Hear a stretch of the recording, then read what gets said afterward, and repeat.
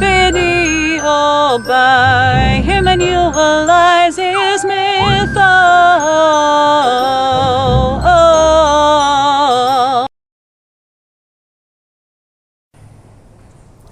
Hello, good evening.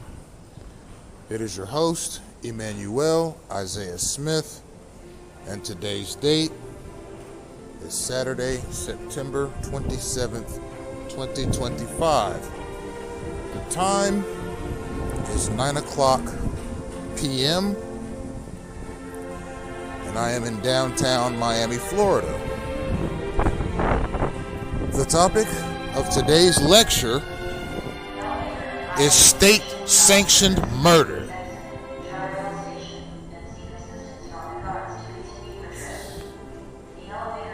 One of my more harsh accusations of the country that I live in, the United States of America, is that it practices state-sanctioned murder, particularly of its own citizens, without just cause and without a credible terroristic threat coming from that citizen at all.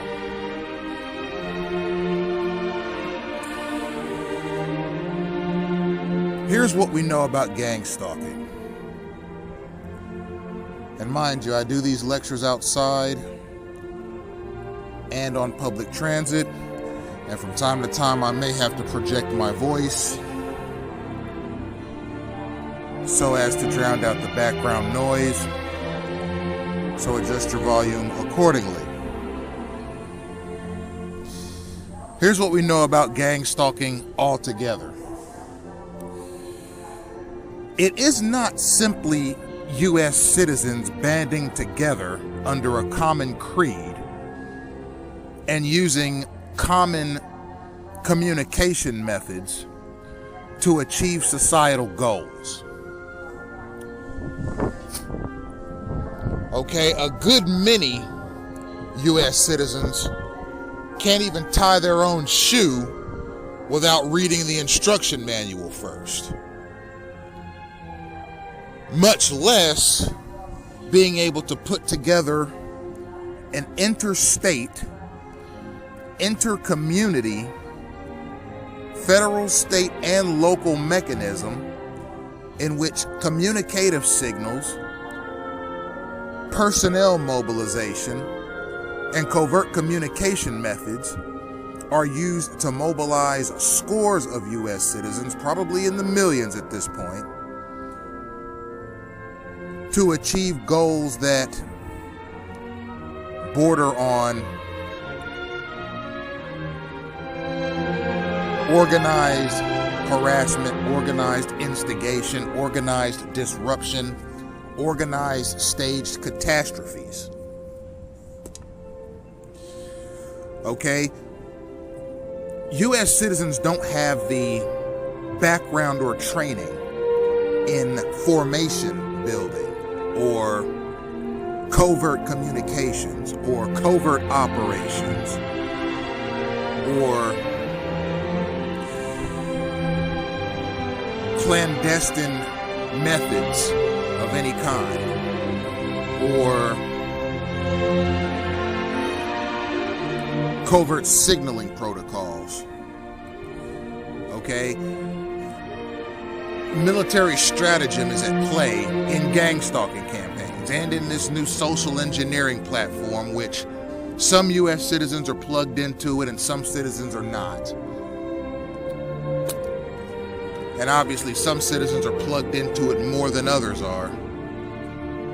Some citizens are plugged into gang stalking as gang stalkers by federally planted liaisons themselves, and some learn the signals just by watching them. That's how I picked up on them. I see them so often and so feverishly throughout the day, all day, that eventually I was able to look around me and see that there are physical signals, verbal signals, and vehicular signals being used to contain me and to inform all actors in my gang stalking campaign where I'm at all times.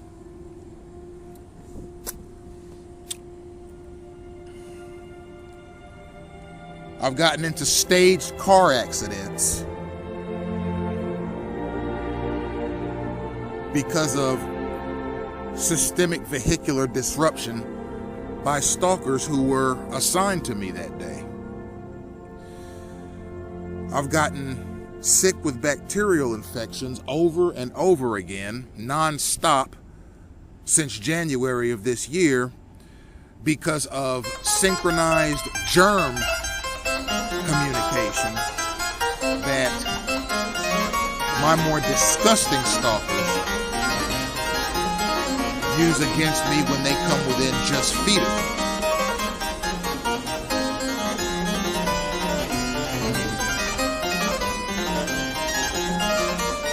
I picked up a citizen patrol assignment at the behest of a Miami-Dade County Sheriff deputy back in April.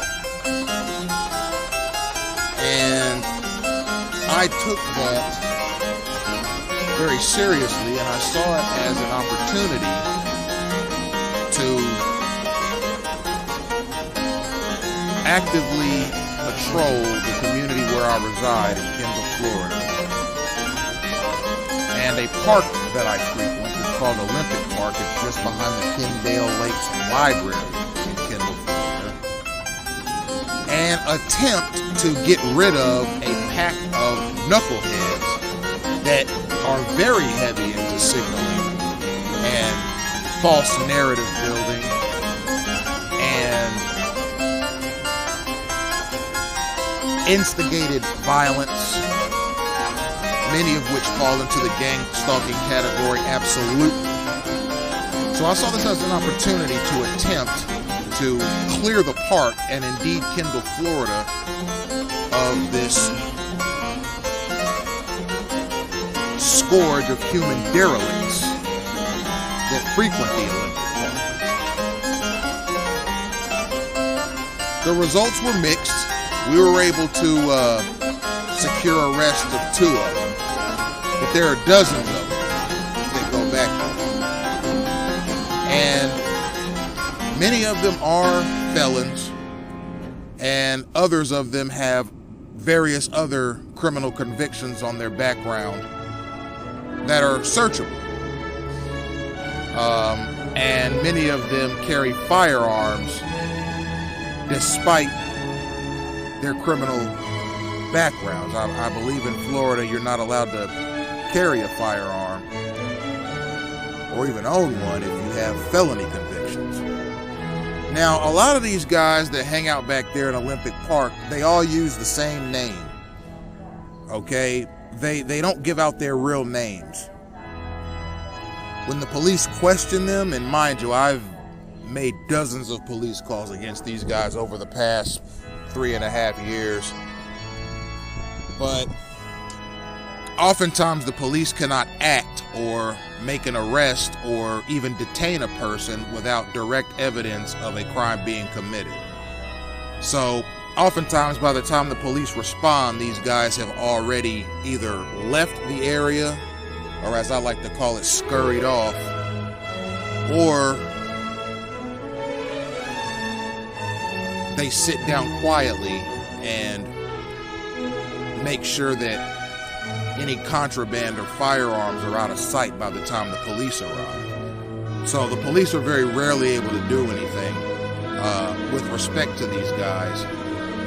But my citizen patrol was a little bit of a different story because I had direct real-time access to a Miami-Dade Sheriff deputy, and we were able to get a lot done. Now, these persons that use this signaling mechanism, they are homicidal. That's not difficult to ascertain. And there are a lot of Miamians that are homicidal, and the Miami-Dade County is a big murder-for-hire county. There are hitmen and wannabe hitmen all over the place that for a few $1,000s would take the life of a person that they've never met before, just off the word of some thug who made up some false narrative or any narrative about why that person should be assassinated. Now, Miami-Dade has sort of a secluded feel to it. Okay, there's lots of lush greenery all over the place. And it's easy to hide here. That's why a lot of fugitives from justice come to Miami-Dade County, because it's warm year-round, and if they can't afford to buy themselves a residence when they arrive here, they can fairly easily sleep outside in any number of secluded or hidden areas here. And you have some people who have been on the run from the law for years. You got prison escapees here, you got people with active warrants running around down here, and it's easy for them to hide. It's easy for them to elude law enforcement. It's easy for them to use fake names and so forth. And there are a number of criminally inclined persons here in the city of Miami, or rather Miami-Dade County. They all use the same fake names. So you have 100, 200, 500, 1,000, 5,000 people all using the same fake names. And that makes it difficult for federal, state, or local law enforcement to find out who these people really are and bring them to any kind of justice. I mean, just in the city of Kendall alone, you have about 10 guys using the same fake name. So if one of them gets pulled over by the police and he doesn't have ID on him, he gives him that fake name. Then the next guy, if he's apprehended by a police officer, he gives him that same fake name. If another person is apprehended, he gives him that same fake name. If another person is caught doing A, B, or C, he gives the police that same fake name. There are a number of usable fake names going around that many, many different people are using. It's not like people making up their own fake name or their own aliases here. You got lots of people down here using the same aliases in order to elude the law. And that's because these people obviously have warrants out for their arrest, or maybe they're fugitives from justice or prison escapees or some other such thuggery. And a lot of these guys are available for violence. A lot of these guys, they have very few options in life with respect to being able to get themselves anything that resembles a home. And they are available for crimes. You can pay these people to commit crimes. And there's a huge pay for criminal activity industry here in Miami-Dade County. And you don't have to it doesn't have to be murder for hire. It can be assault for hire. You got pieces of trash here in Miami-Dade County that'll rape somebody if you pay them to rape them. Let's say you're a person angry at a woman and you know this woman's daily routine. You can go out and pay one of these degenerate animals to rape a woman that you don't like, just to harm her psychologically and physically. And there are degenerate derelicts here in Miami-Dade County that would gladly do such a thing for the right amount of money, because then they can go out and buy dope or whatever it is they buy when they get money. So there is a huge criminal activity for hire here. You got people that you can pay to go steal your enemy's car. You got people you can pay to go break into your enemy's home. You got people you can pay to do any number of horrible things to another person. It doesn't have to be murder or homicide. But here in Miami-Dade County, there are enough desperate persons that are unable or unwilling to obtain an occupation of any kind, who are simply down here ready to commit any number of crimes for pay. And it is a disgusting, disgusting thing. But even more disgusting is that there are state-sanctioned influences in that pay for criminal activity module here. As I often say, gang stalking, and mind you, many of these criminal actors that I've just named are plugged into gang stalking. You don't have to be an upright citizen to be plugged into that signaling mechanism. Anybody can get plugged into it. So long as you have something to offer the system. So you have people in this thing that are, maybe they didn't get past the 8th grade. Maybe they can barely spell their own name. Maybe they have no hope whatsoever of obtaining any kind of an ID or an identification because they don't know how to fill out the form to get the thing. And they have no hope of getting any money at all to pay for it. So they run around with aliases. These kinds of people are also plugged into gangstalking. These kinds of people also take signals. These kinds of people also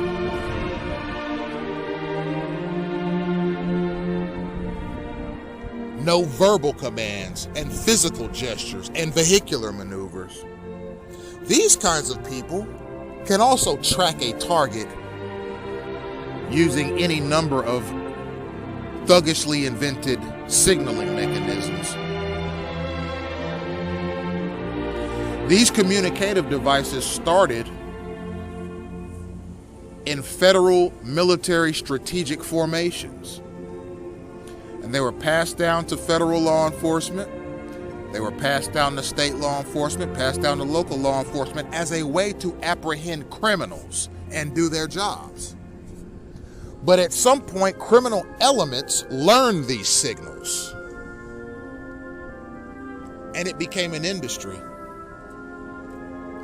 Now you got everybody doing the same stuff. Some of these degenerates that I've mentioned know some of the same signaling protocols that they use in the United States Air Force because it leaked.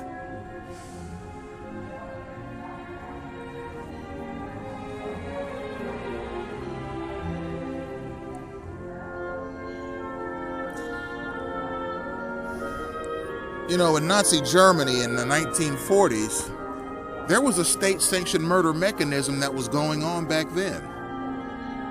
Adolf Hitler used a secret police force to go out and enlist various members of the community to report people who were perhaps dissident.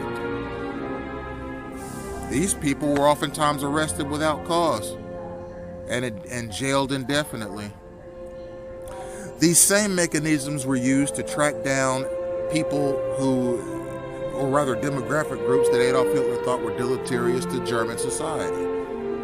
And among others, it was Jewish people and Gypsy Roma. You know, I obviously believe that there were more diplomatic approaches that Adolf Hitler could have taken if he thought that these demographic groups were harming Germany.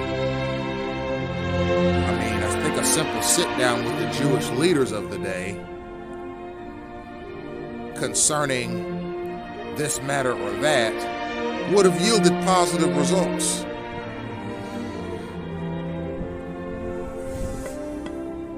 More of an understanding between the two parties. But given that Hitler was xenophobic, he didn't want to do a sit down. He wanted elimination of these demographic groups. That was his political philosophy. And it resulted in a cataclysmic thing, the Holocaust.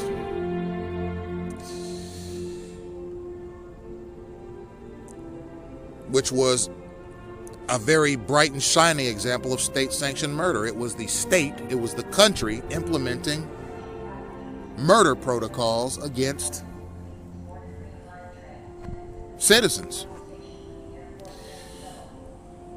Joseph Stalin had a similar program He used a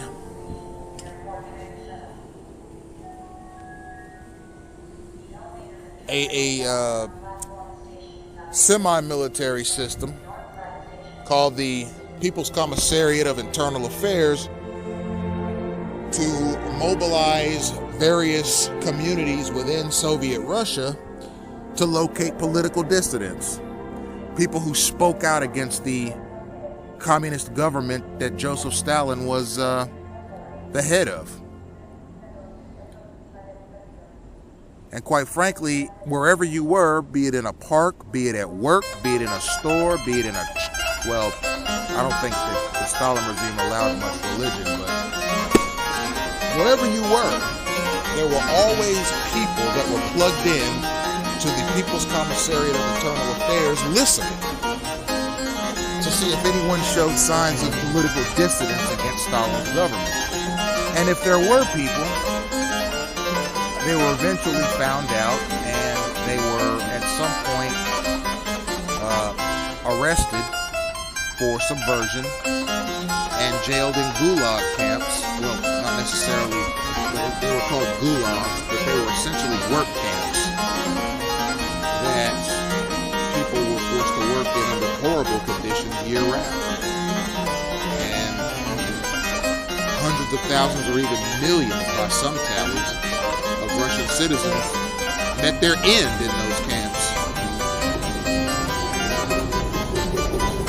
Furthermore, Joseph Stalin put together a program called the Great Purge towards the end of his reign, in which he systematically eliminated all of his top officers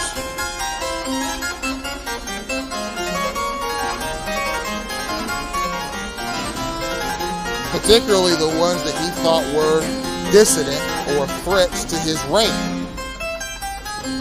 That and the gulag activity were instances of state-sanctioned murder. And the United States of America has followed suit. The gang-stalking mechanism that has permeated every federal, state, and local crevice of essentially every branch of government, including the Departments of Defense and the Departments of Justice, have resources and personnel ready to carry out murders against U.S. citizens for any or no reason at all. And this was all brought about by degenerate national security mechanisms that were ratified by Congress post 9/11 in national security bills that were thousands of pages long, that no one in Congress read thoroughly, that no one in the executive or judicial branches of government read thoroughly, but that were signed off by the president and immediately implemented into the American legal code. And now we have a state-sanctioned mechanism where throngs of U.S. citizens in a mob-like fashion are able to commit crimes with absolutely no recourse, up to and including murder. And because this is a state-sanctioned protocol that I'm talking about, gang-stalking, that is tantamount to state-sanctioned murder. And there's no telling how many targeted persons have met their end in this program. The ones who weren't able to quantify what was happening to them or identify what was happening to them or save their own lives. And that's assuming I'm not the only targeted person in this country, assuming there are others. Some may ask how a person becomes a targeted individual. There's a system. There's a system. It's a combination of people's opinions of you that they have communicated out loud to people. That's a part of it. Another part of it is your vital statistics. Okay? Who you were born to, when you were born, what kind of neighborhoods you lived in, What is your familial status? What is your marital status? What is your academic attainment? What is your occupation? What kinds of things have you been observed doing by gang stalkers who have reported the action? What's your internet activity like? What are your proclivities? What are the various public records that you have indexed to your name? What are the various private records you have indexed to your name? What are your hospital records? What kind of effect do you have on the people around you? What kind of relationships have you built?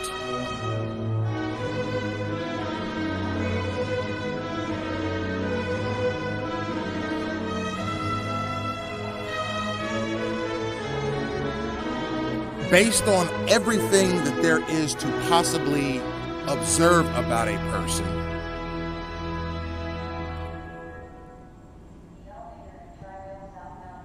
eventually you're going to be classified as a person who is at risk or a person who is not at risk. It's hard to know exactly what factors are given the most weight in selecting a targeted person. I've read documents online that have asserted that there are other criteria that are looked at, and it's obviously federal sources that look at this criteria. Things like, if you were in a divorce, how did the divorce play out?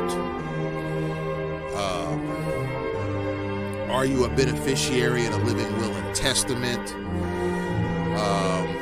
Are you politically active with respect to going to town hall meetings and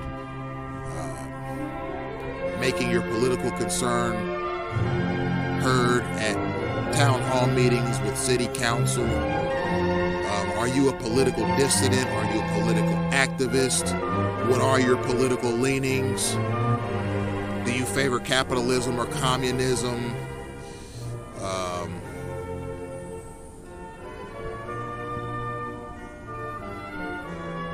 What are your attitudes about various demographics that live in this country?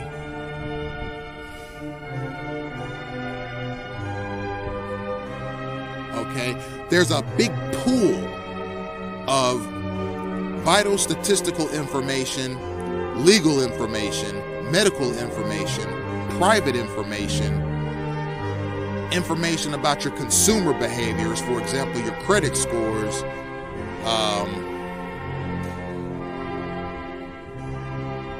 your living arrangement, your parental information, general family information. It's all aggregated, okay? And at some point, it's determined whether or not a gang stalking campaign suits you. Now, I wouldn't be surprised if some targeted persons, mind you, assuming I'm not the only one, have been referred to people who conduct gang stalking campaigns by family members themselves. Because who knows you better than a family member, is the old saying.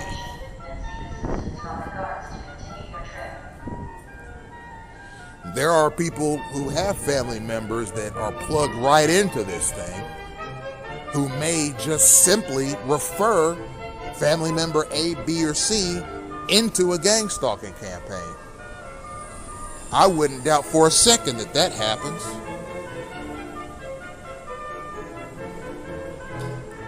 It doesn't necessarily have to be clandestine federal third parties. But I believe that the overwhelming vast majority of targeted persons, assuming I'm not the only one, are observed by federal third parties for this one-sided an extremely biased and clandestine systemic deprivation of one's constitutional rights and freedoms.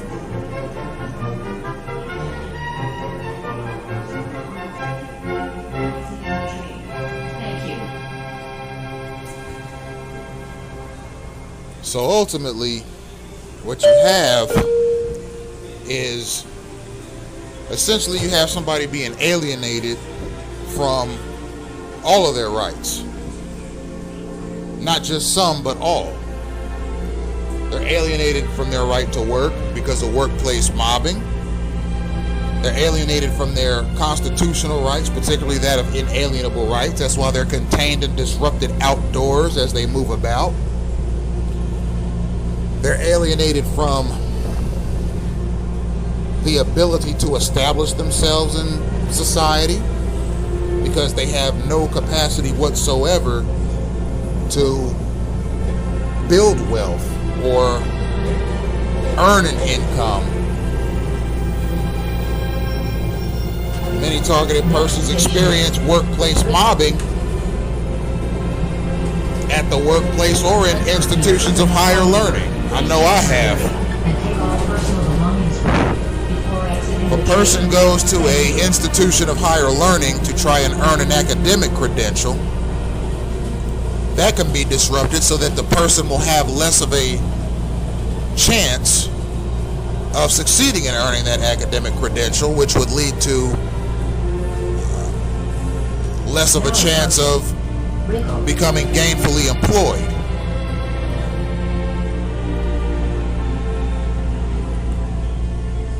And aside from that, not being able to earn an academic credential essentially sabotages your entire trajectory through the American workforce. And take all personal belongings with you before exiting the train. Thank you. So it limits your ability to find a career and increases your capacity to simply go from job to job until you can no longer work. And in a situation like that, you have very little chance of retirement or obtaining a pension which can sustain you, as opposed to just being a monthly source of cash in your bank account, which is essentially what Social Security is. Clandestine gang stalking is something that me and my significant other Lori have both experienced, and I've seen it very clearly with her in the city of Kendall, Florida, particularly with vehicular obstruction of movement, which is a signaling mechanism where when a person is walking down the street or walking through a parking lot, vehicles from all sides contain, disrupt, and cut this person off as a way to both put them in physical danger, but to also act as a signaling mechanism for all the other drivers in the area and all the other pedestrians in the area that this person who is being contained and cut off by vehicles is a targeted person. And I see that with her quite a bit. And it strikes me as particularly disgusting that such a violent mechanism can be used against a woman. It strikes me as particularly cowardly. And because clandestine gang stalking has military industrial functions to it, to me it's the ultimate act of cowardice. Because typically if you look at armed conflicts between belligerent nations, particularly conflicts that constitute a war, it's typically a convention of war to move women and children out of the way, because these are the most vulnerable groups, and they are most likely to become harmed or disadvantaged in wartime conflicts. But the covert war that's waged against a targeted person in the United States, there doesn't appear to be any sort of convention that would ensure the safety of a woman in such a conflict. They're treated just as dangerously and they're handled just as harshly as the men are. And that makes the program, in my estimation, all the more despicable. And quite frankly, it draws my disgust more than any other aspect of the program. Now,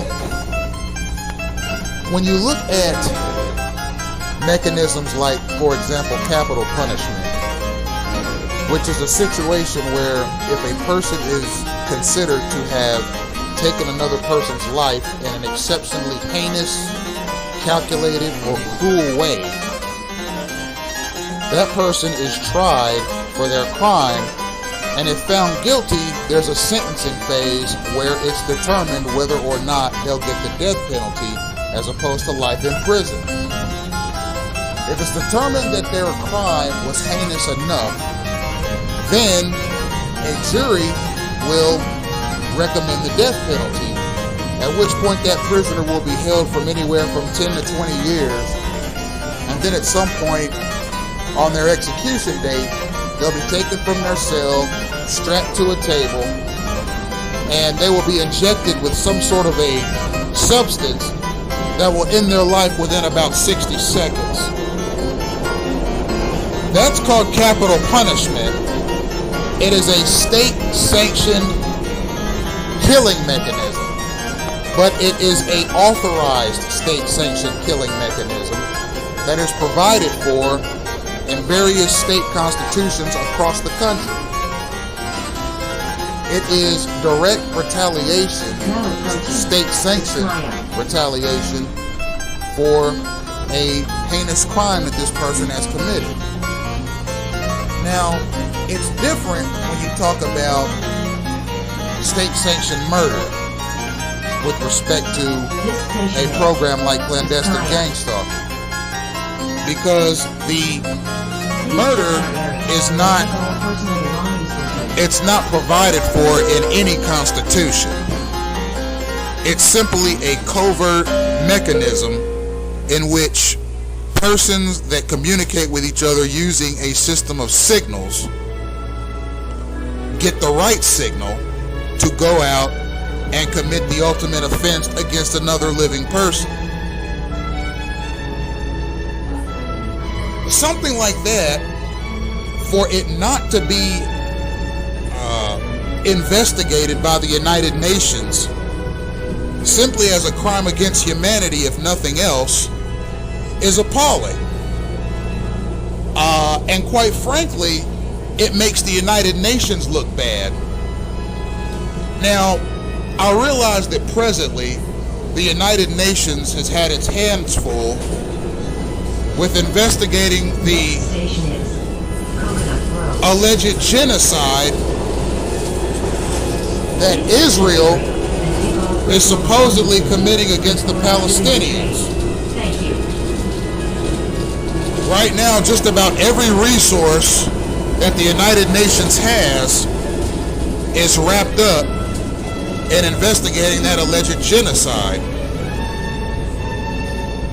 But regardless of that, which is a supposed genocide from one country to another, just as urgent is a state-sanctioned murder mechanism where a country is killing its own citizens. That's equally as urgent. And the United Nations, in my estimation, should dedicate some of its resources to investigating clandestine gang stalking wherever it exists.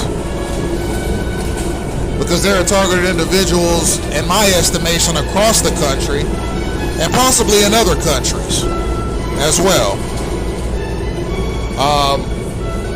There are a number of war conventions, for example, like biological warfare, that are considered war crimes that are used in gang stalking campaigns against targeted persons right here in the United States. There are signaling mechanisms in which sick or diseased persons are signaled to a targeted person's exact location, and they know once they descend upon that person to try and contaminate their air with airborne bacteria using any number of disgusting bodily functions. This station is Coconut Grove. Or bodily functions that are known to spread germs, particularly airborne bacteria. All personal belongings with you before exiting the train. You have a state-sanctioned mechanism that provides for organized germ spreading. That's a crime against humanity as well. That's also something that the United Nations should look into and use some of its resources to make sure that something like that doesn't happen in the future. Especially in the United States of America, which is a member nation of the United Nations.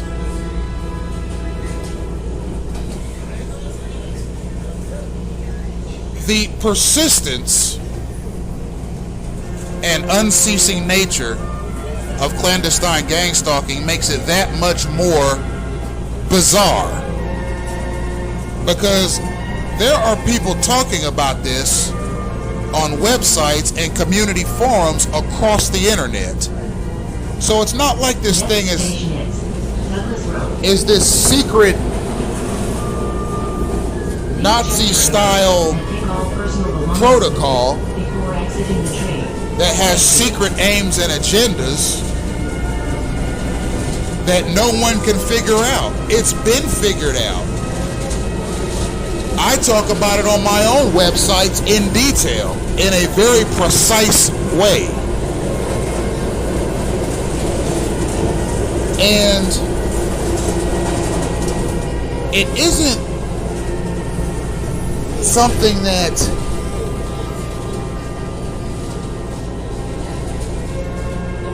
is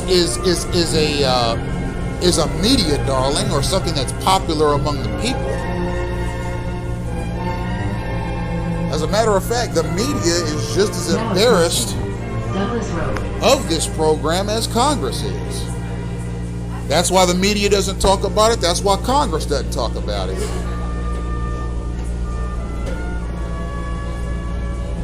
So,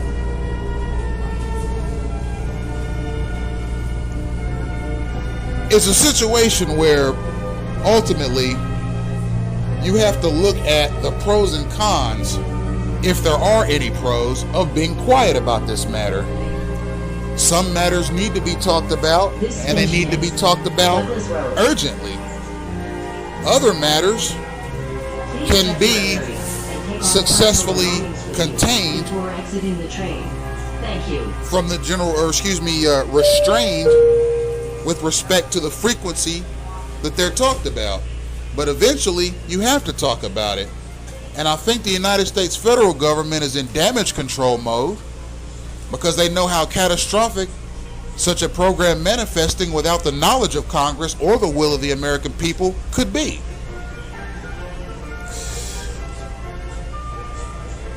Ultimately, it violates every constitutional precept.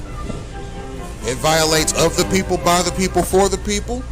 And the reason it violates that is because the people were not given the opportunity to vote on its existence. It violates the concept of inalienable rights, which are those rights that are given to you by God or nature, the rights that no man, woman, child, company, or government can ever take from you legally and lawfully. It violates no taxation without representation, because quite frankly, you can't take my tax dollars and put it into a disruption program if you have not properly given me information on how much this program costs and why it exists. I've identified it as a social engineering protocol that various third parties in the National Security Intelligence Agency in the United States have put together over a 60-year period to manage and control the trajectory, of each citizen throughout their lifetime in the United States. Next station is. It's a way of manipulating history. It's a way of manipulating process. Check your area and take all And personal it's belongings a way before of exiting the train. controlling Thank you. the meritocracy in America, which is the political philosophy that says that you succeed in this country based on your talents, abilities, and work ethic. If there are other factors in play that stop you from succeeding outside of your talent, abilities, and work ethic, well, that's called a hindrance of the meritocracy. If there are state-sanctioned hindrances of the meritocracy in this country, then that's a very unfortunate thing. If you have mechanisms and protocols in this country that allow for the harm or the demise of United States citizens without just cause and with absolutely no recourse, that's a very unfortunate thing. If you have a media and a Congress that are too embarrassed to address this problem publicly because of fear of the effect that it will have on their political careers and in people's trust in government, then that's a very unfortunate thing. It's also unfortunate that the combined mass media and communication auxiliary in this country has essentially forfeited its First Amendment right to freedom of the press. The First Amendment to the United States Constitution not only guarantees freedom of speech, it guarantees freedom of the press. That means that the press University. should be able to print without fear of recourse or retaliation any news story that it feels fits the narrative of the day. If it declines to do that, University. then that means that the press is not exercising Please its check First your Amendment area rights and take all properly. personal belongings with you Because before after exiting all, the train. the First Thank Amendment you. to the United States Constitution is more than just a person being able to say what they want, when they want, so long as it's in line with federal, state, and local laws. It is also the ability of the press and the mass journalism mechanism in this country to print in magazines, cable news, local news, newspapers, and online articles any news story that it feels the American people need to hear in its own sovereignty and in its own interests. Ultimately, what gangstalking represents is the National Security Administration's ultimate ability to use state resources to implement acts of covert thuggery against U.S. citizens for any or no reason so as to maintain a status quo, a new status quo. The old status quo ended with social media. When social media took off, people started voicing their opinions on various aspects of society, of politics, of government, of economics, history, philosophy, and religion. And you essentially had people all across the world making their own concerns known South Miami. without the influence of any third party. And a lot of government corruption was exposed with the advent of social media. And I believe that there were many governments throughout the world, particularly the United States federal government, that did not like the fact that its corruption was being exposed so openly and so readily. So what it did was it criminalized social media by accusing it of stealing people's data and selling it to third parties without just cause. It made people suspicious of social media, and then it vilified the social media executives, forced them to rewrite their rules, and essentially seized control of every social media outlet in the country so that it could monitor and manipulate every narrative that came out of social media. Furthermore, the federal establishment of this country, particularly through its national security auxiliaries and its intelligence auxiliaries, didn't like the trajectory of society.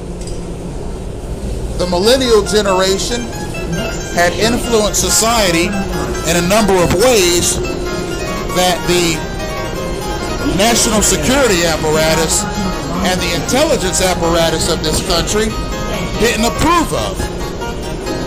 So it started it expanded a street signaling protocol in which particular segments of the population were targeted first and more viciously than others, so as to minimize their overall effect and influence on society at large.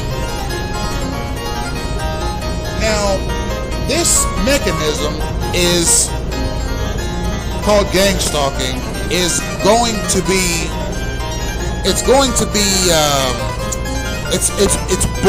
It's flexible.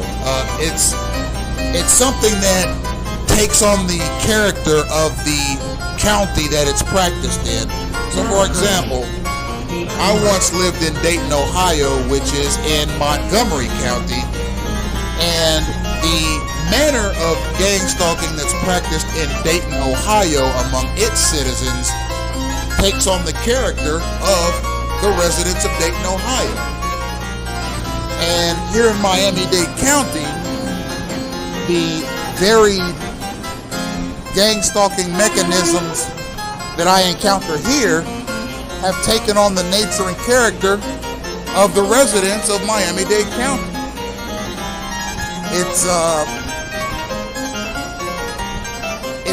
It's a program that contours to the nature and character of varied populations throughout the country.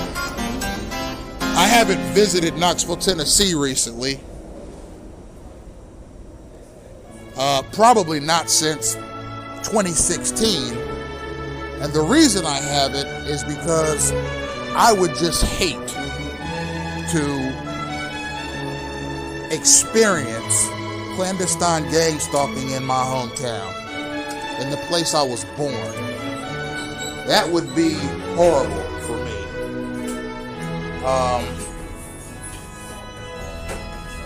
So I've stayed out of Knoxville, Tennessee on purpose for that very reason. Because I know that if I were to go there, that I would experience that mechanism, and that would be a very unpleasant experience for me personally. So I've intentionally not gone there. But it's funny because I want to say it was 3 or 4 years ago. There was a big event here in Miami. It might have been the Super Bowl. I can't remember. I'm a little behind on my football history these days. I'm looking more at history and politics and anthropology and civilization and technology and national security and elections and corporate mechanisms, more so than sports these days. And quite frankly, I feel more enriched for it. But if I'm not mistaken, we held the Super Bowl here some time ago, and during that time period, there were some people from Knoxville, Tennessee that came down here, and they were wearing their Vols, their Tennessee Vols here and memorabilia, and it was obvious to me that they were using signals. They were using signaling protocols and disruption methods and so forth. And I remember looking at that and saying, you know what, that's unfortunate.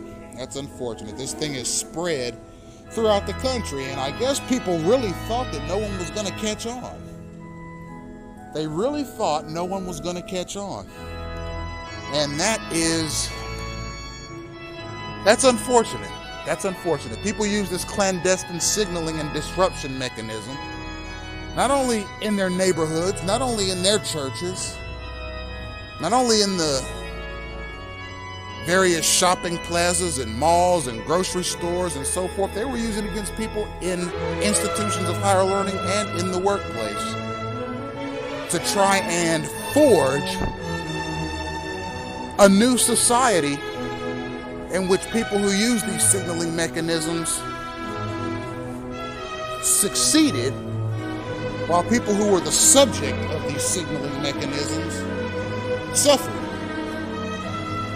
And quite frankly, me personally, if you want to chuck signals at one another, I'm talking to you federal liaisons, I'm talking to you stalkers, you can do that. You can do it however and whenever you want to.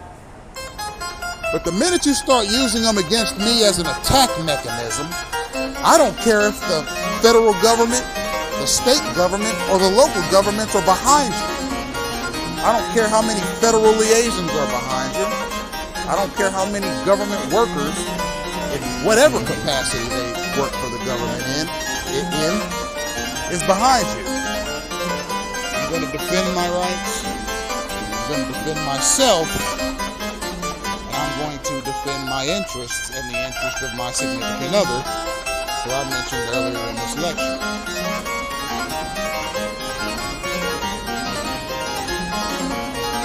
Thanks for tuning in.